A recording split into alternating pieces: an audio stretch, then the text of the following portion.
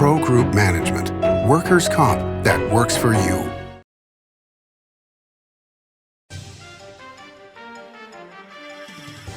Welcome to Nevada Newsmakers on the broadcast today. It's an all-pundit program with Patricia Farley, Mike Draper, and Susy Vasquez. It's all coming up next on an all-new Nevada Newsmakers.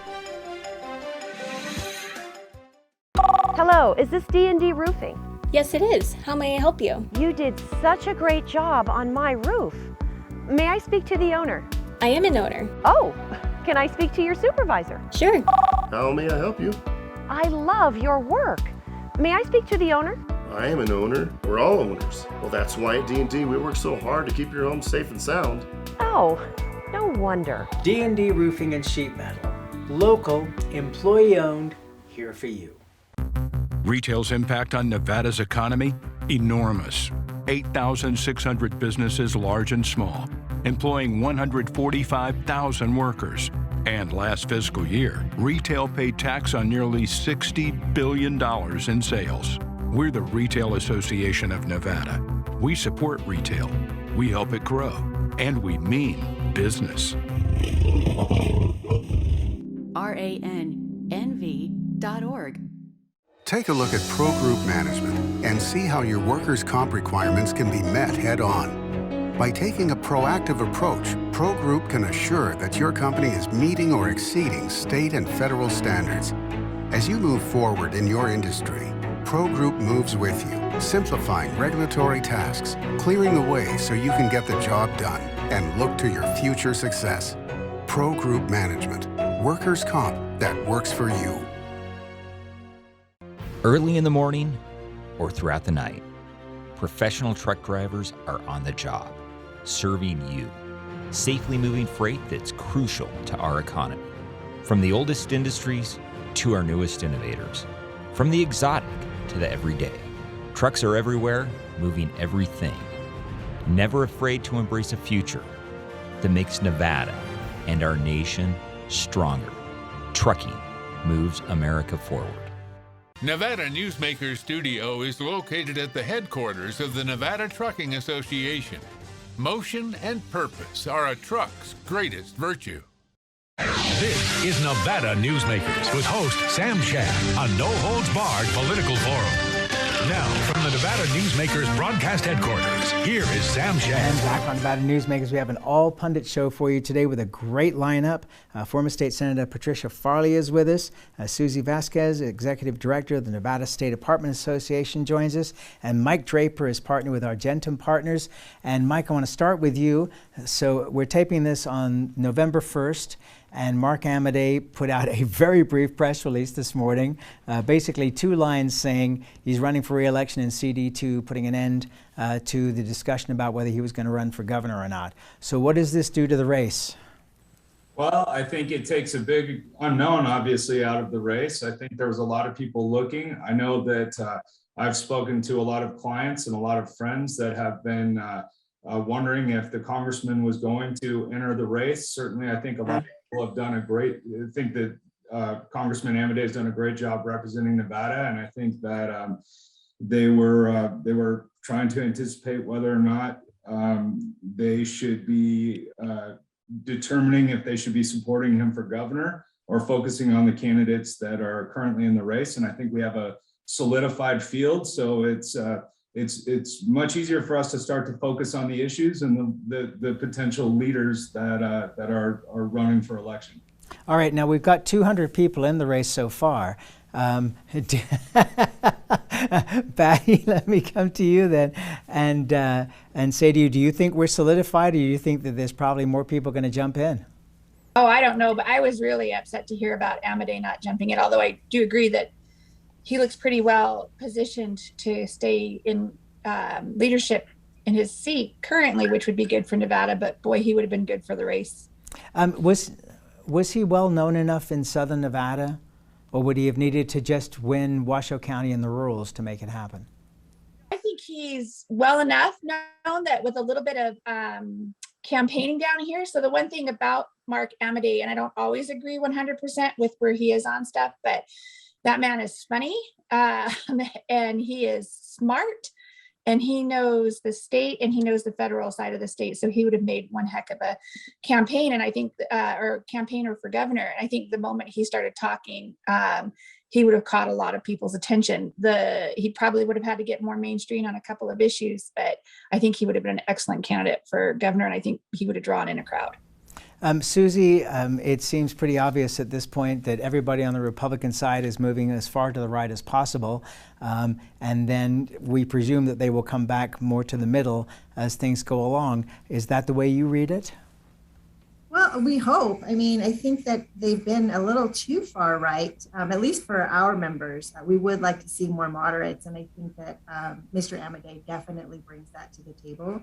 We really love, as Patricia said, his energy, his personality. I mean, he's just such a personable person that we really are excited about Amodei. Okay, two other, one would presume, more moderate candidates, even though they are positioning themselves to the right, would be Dean Heller and also Joe Lombardo. What's the talk in Southern Nevada about these two candidates? Joe Lombardo, I think, has a great presence in Southern Nevada. I don't know what his presence is like in Northern Nevada. I know that he has been trying, but definitely Dean Heller, obviously a well-recognized name. I think he'll just have to remind people of what, positive things he brought while he was in office last time. Your thoughts on that, Mike? Yeah, I think that that the sheriff has done a good job as a leader in Southern Nevada over the last many years. I know he's spending more time outside of Southern Nevada to increase his name recognition, but I certainly think he's got definitely a challenge in establishing his name outside of Southern Nevada to the level that that Dean Heller has name recognition. So I think that Sheriff Lombardo's going to have to spend a lot of time. He's definitely got a team that's going to make sure he does, growing and increasing his presence outside of Southern Nevada. Senator, as you look at this race and you look at the state of Nevada, of course, we're going to see things jiggered around here with the realignment of the various seats, et cetera, coming up probably in a special session later this month, but with redistricting. At this point, do you think that the state really is Clark County versus Washoe County in the rurals, and that you can win if you have one or the other?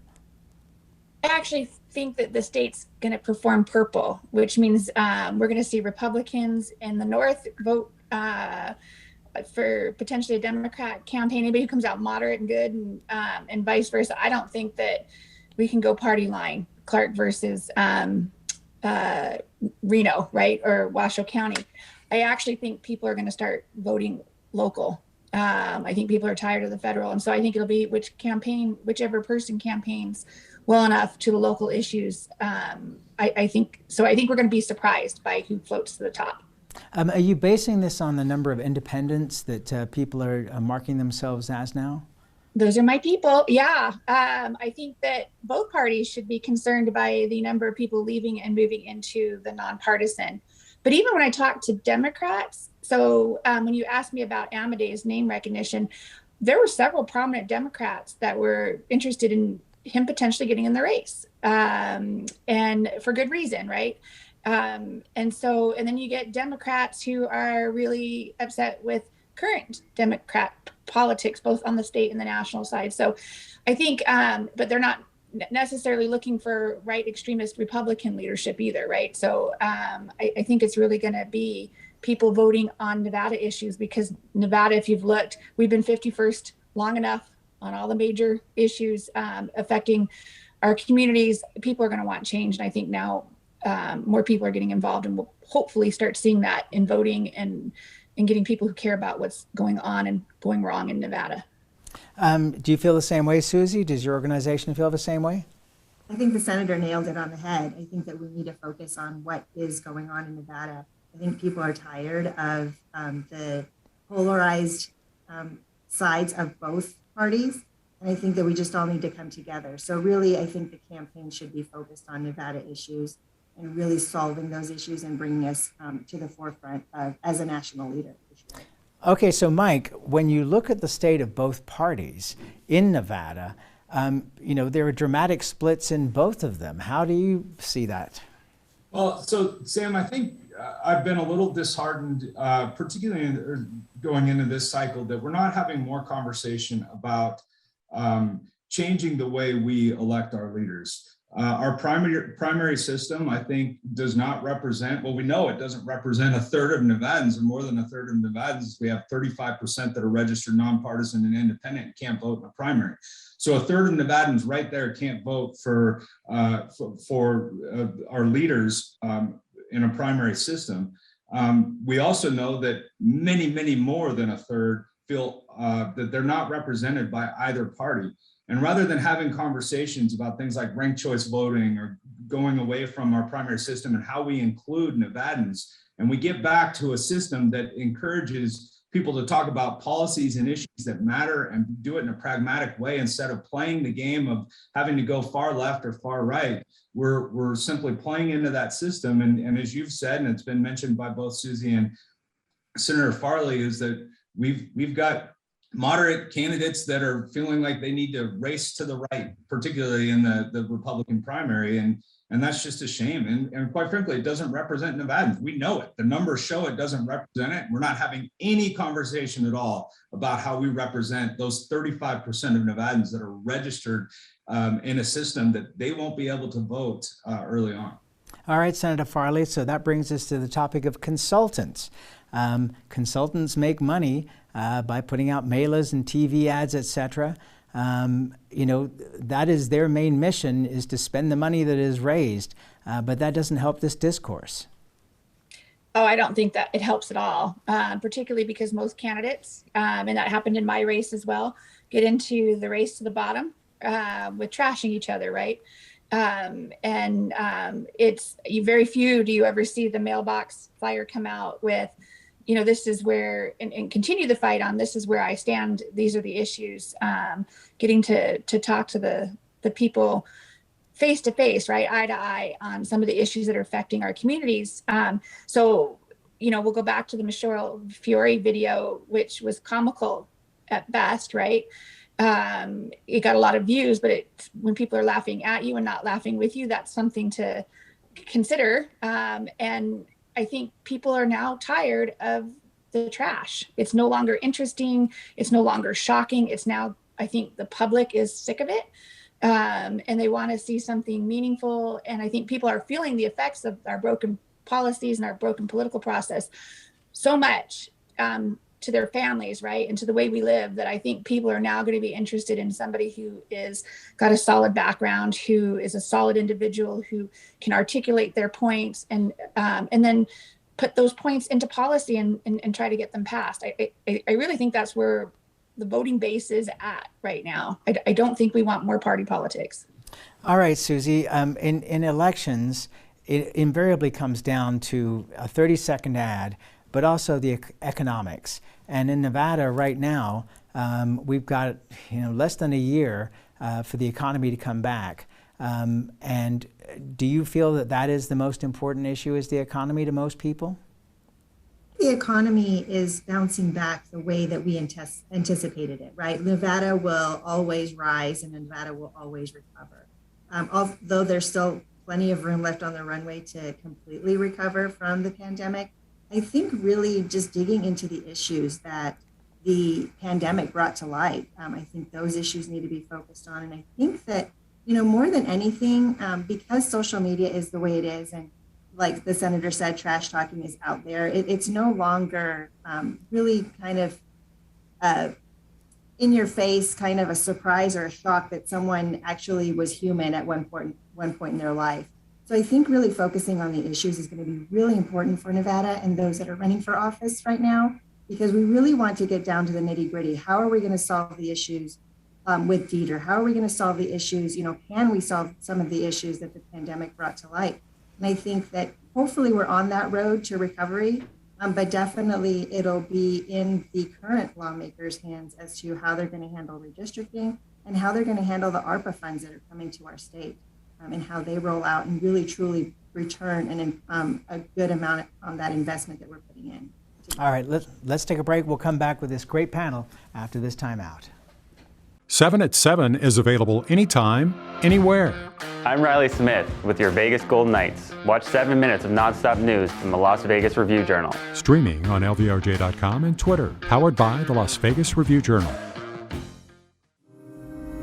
Modern boutique Ahern Hotel and Events Center in Las Vegas. Host meetings and events on 2 floors. Stay in luxurious rooms and suites. Unlimited branding opportunities. Regional Italian cuisine by Chef Mark Segrisi. Flexible event spaces. Full buyout options. Visit ahernhotel.com today. I'm Jeff Gehrman, an investigative reporter with the Las Vegas Review-Journal. I'm your guide for Season 2 of Mobbed Up, The Fight for Las Vegas. You're in with every gangster and hoodlum in the United States. I don't go for that, Mr. Kennedy. I don't go for that kind of action. I was on television accused of fronting for the mob. Subscribe to Mobbed Up, The Fight for Las Vegas, Season 2, today on Apple Podcasts, Spotify, or wherever you get your podcasts.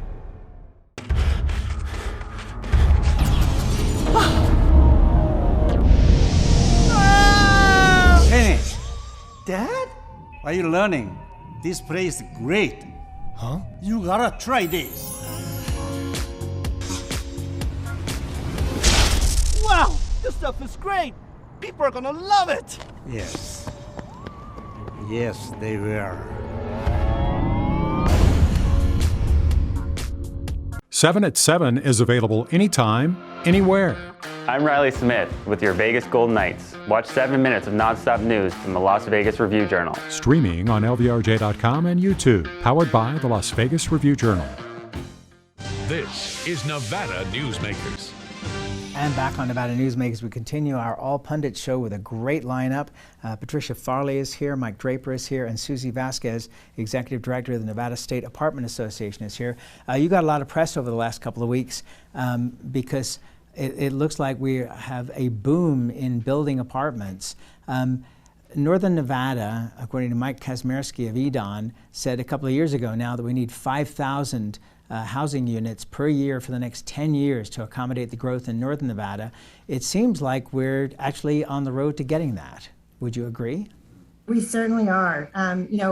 Prior to the pandemic, we had actually 2,000 units that were coming into the market. And we were so excited because finally we were going to be able to see some of that stabilization within the Reno-Sparks market.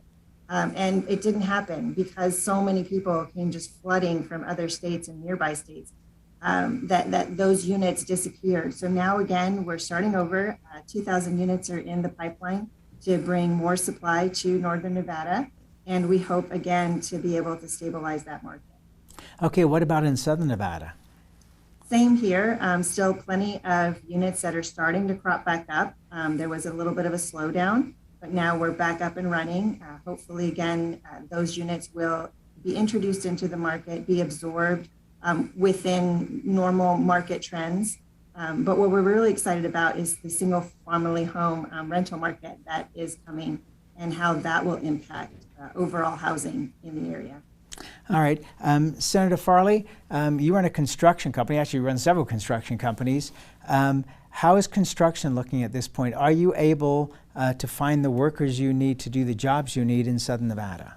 No. And it's funny because we own companies between here and in Utah.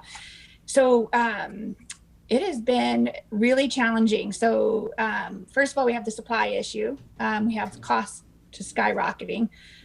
So running a business, when your fuel and your prices go up 30, 40% overnight, pretty much, and you can't find the supplies in the first place, it really has a tendency to impact your business really, really catastrophically. In some cases, we've had to really just pivot and we're working more out of state. We're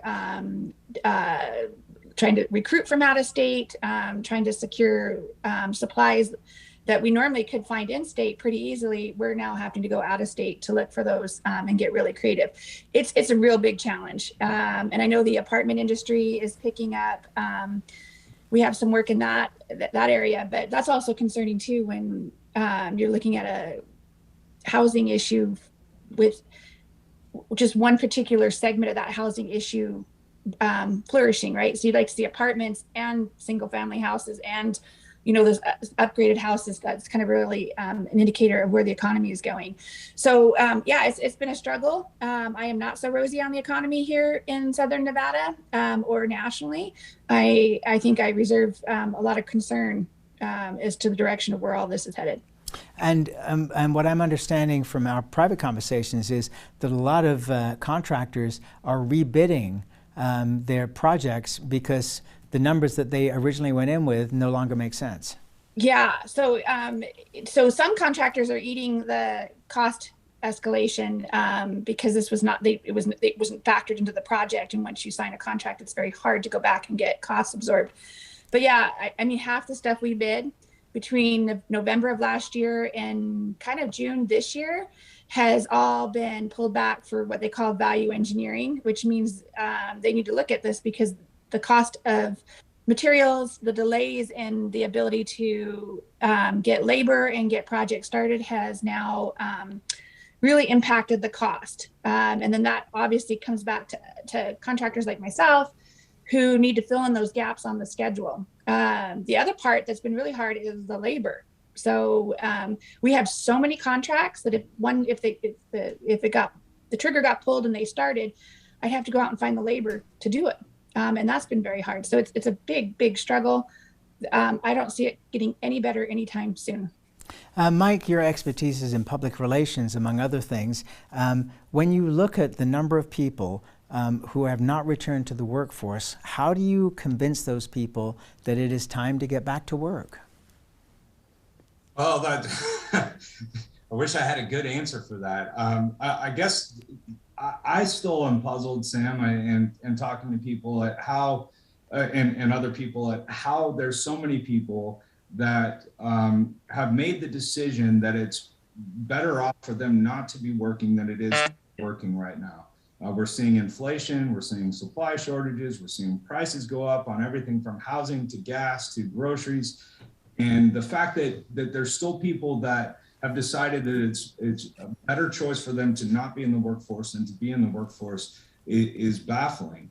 I think that's a problem we're going to have to solve, and it dovetails with the question you asked before you went to commercial about the economy being the foremost issue going into this next election. I think it's going to be, and I think it's going to present an interesting challenge for our state and local leaders in the sense that much of this is out of their control. Inflation, supply shortages, workforce shortages, but they're going to wear it, and they're going to have to work to find solutions to start to address it, or I think we're going to see a lot of turnover, and I think that's going to be primarily based on the economy.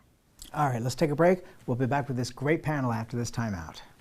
I'm men's rights attorney Marilyn York, and because I represent men in all family law matters, women often call me gender traitor, woman hater, and even disgusting. So why represent men and target myself with these offensive monikers? It's simple. Children with fathers in their lives are 6 times less likely to drop out of school, 15 times less likely to go to prison, and 5 times less likely to commit suicide. So ladies, you can hate me, but please love your children more than you hate their fathers. As you know, Reno is booming. Toll's development company is helping it grow with insightful design and development, building community with every project, adding beauty, adding excitement, emphasizing our shared humanity. Reno is becoming bigger. Toll's development is helping it become better, more livable, more enjoyable. To learn more, go to tollsdevelopment.com. tollsdevelopment.com. The signs and symptoms of cataracts can start out small with subtle changes in your vision. So don't wait. Be proactive and take your vision into your own hands. If you're experiencing the onset of cataracts or just have questions, contact your eye care professional or call Eye Care Associates of Nevada today. Dr. Hiss has years of experience specializing in the surgical correction of eye disorders and has completed over 84,000 vision correcting procedures. At Eye Care Associates of Nevada, we'll change the way you look at the world. Southwest Specialties has been making the homes and businesses of Nevada beautiful for more than 20 years. Their experienced designers and craftsmen create the walkways, backyards, water features, and a variety of outdoor cooking areas that add curb appeal and value to your investment. Call today or visit them at their website and see how they can make your outdoor spaces special. Southwest Specialties, creative, distinctive, beautiful. This is Nevada Newsmakers. And back on Nevada Newsmakers, we have an all-pundit show going with Patricia Farley, Susy Vasquez, and Mike Draper. Susy, the Fed is saying this inflation is short-term. Do you believe that? I think a lot is still left to be determined. I hope that it's short-lived. I hope that they're on the money on that. But I just don't see it happening. I think that we still have some room to recover. I think inflation is going to play a part in that. How long do you think it's going to last, Senator? I think to 2023 and beyond, maybe 2024, before we kind of get back to where we need to be. Boy, that's scary. Mike, your thoughts on that? I agree with Senator Farley. I think there's too many ancillary factors that would indicate that we're starting and that this isn't going to turn around anytime soon. And that's where we have to leave it. Thank you all very much. A terrific show. We really appreciate it. And we'll be right back. A bird's eye captures its surroundings at different heights. At Brian Culpa Photography, we can make your imagination soar over buildings, parks, cityscapes, and beyond. Brian's images tell the story and get the job done. If you need a new perspective to tell your story, contact Brian today. Brian Culpa Photography. Experience the bird's eye view at brianculpaphotography.com. Hi, my name's Marilyn Miner, and I'm sure you'd agree that Nevada's a very special place to live.